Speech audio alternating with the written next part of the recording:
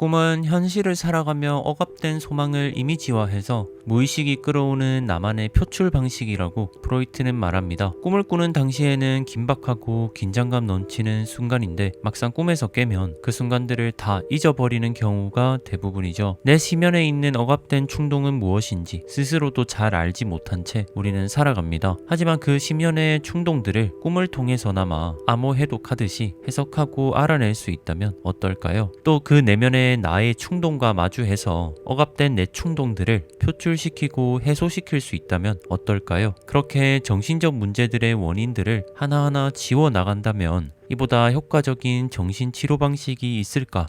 라는 생각도 듭니다. 프로이트는 실제로 정신과 의사로 진료를 보며 여러 기납적 연구를 한 것으로 보입니다. 하지만 그도 힘들다고 인정했던 것은 진료자들의 꿈 해석 과정에서 일관적이지 않은 불분명하고 불규칙적인 꿈들의 해석이었죠. 인과관계가 명확한 스토리가 아닌 이미지 위주의 논리적이지 않은 그 꿈들은 프로이트 이전에는 큰 관심을 받지 못했어요. 굳이 곱씹어 볼 필요가 없는, 즉 그닥 의미 없는 것으로 여겨졌던 것이죠. 하지만 프로이트는 그 꿈들이야말로 진정한 자신의 내면을 들여다볼 수 있는 창구로서 기능한다고 역설하였습니다. 대부분 이 꿈들은 현실에서의 논리대로 해석하면 안 됩니다. 꿈에 나온 각 이미지들을 상징적인 것으로 받아들이거나 암호로 받아들여서 해석해야 하는 것이죠. 하지만 이것도 기납적 추론에 의해 그럴 확률이 높다는 것이지 애초에 모든 사람에 적용되는 꿈의 해석 정답지는 존재하지 않는 것 같다고 프로이트는 시인하였습니다. 꿈은 개개인의 성향이나 상황에 따라 똑같은 꿈도 다른 의미를 내포할 수 있기 때문이죠. 그래서 확실한 인과관계가 중요시되는 현대의학에서 인과관계의 불명확함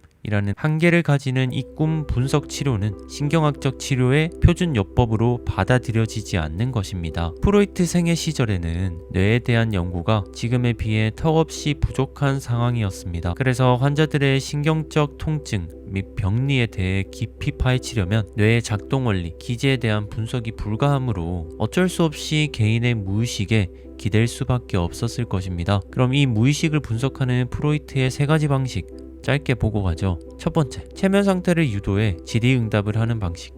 두 번째, 떠오르는 대로 자유롭게 생각을 말하도록 하는 자유영상 방식.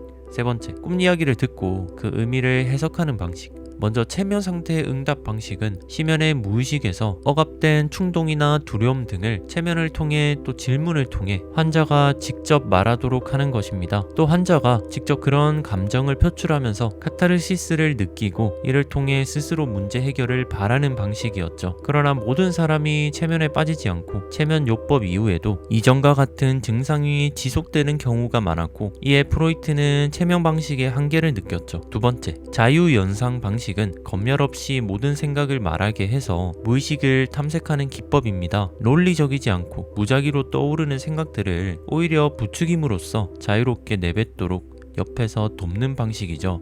환자는 이 과정을 통해 스스로 억압해왔던 기억, 내적 갈등을 깨닫고 타인에게 표출함으로써 자신의 심리적 증상을 완화시키는 방식입니다. 세 번째, 꿈 해석 방식입니다. 꿈은 평소 의식에서 일어나는 상상이나 생각과는 달리 논리가 적용되지 않는 그야말로 카오스의 형태를 띠는 경우가 많습니다. 무의식의 욕구나 갈등이 직접적으로 꿈에 투영되지도 않죠. 대신 저마다의 욕구나 갈등, 충동 등이 왜곡되고 뒤틀려서 표현되는데 프로이트는 이 암호 같은 꿈을 해석하려고 노력하였습니다. 뒤틀리고 왜곡됐지만 환자와 관련 없는 무작위의 잔상이나 상상이 아닌 깊은 무의식의 소망에서 나오는 것이 꿈이라고 보았기 때문입니다. 그리고 꿈의 해석을 통해 개개인의 무의식이 진정 원하는 것, 억압된 것을 발견할 수 있다고 생각한 것이죠. 신경증 등 정신적 큰 문제를 겪는 환자가 아니더라도 일반인도 크고 작은 내 안에 억압된 충동들을 가지고 있다고 프로이트는 말합니다. 또 이 때문에 이따금씩 나 스스로를 의심할 정도로 평소와 다른 모습이 나올 때가 있는 것이죠. 아마 이는 애써 억압해놓은 충동들을 건드리는 트리거를 접하는 순간들 때문일 것입니다. 우리가 전문가의 도움 없이 자신의 깊은 무의식 속 욕구들을 파헤치기란 쉽지 않은 일입니다. 하지만 그 전에 스스로가 무의식에 억압된 욕구, 충동들을 가지고 있고 그 억압된 욕구들 때문에 가끔 나의 비이성적이고 충동적인 모습이 나온다는 사실을 인식하고 인정하는 것만으로도 큰 수확이고 변화의 첫 단계이지 않을까요? 나는 왜 이것만 보면 이렇게 두렵고 온몸에 땀이 나지? 나는 그렇게 살아왔고 믿어왔는데 그게 아닐 수도 있지 않은가? 그렇게 행동하면 진짜 큰일 나는 것일까? 사실 그건 별거 아닌 거 아닐까? 이렇게 두려워할 필요 없지 않을까? 과대 해석이지 않을까? 등 나도 모르게 감정의 충동적인 본능이 올라올 때 스스로와 차분히 대화를 시작해 봅시다. 어쩌면 우리는 여태 본능을 그냥 억누르고 참아야만 한다고 생각했을지 모릅니다. 억누르지 말고 본능의 진짜 이유를 찾을 때까지 나와 대화를 해봅시다. 또 이게 힘들다면 전문가의 도움을 받는 걸 주저하지 맙시다.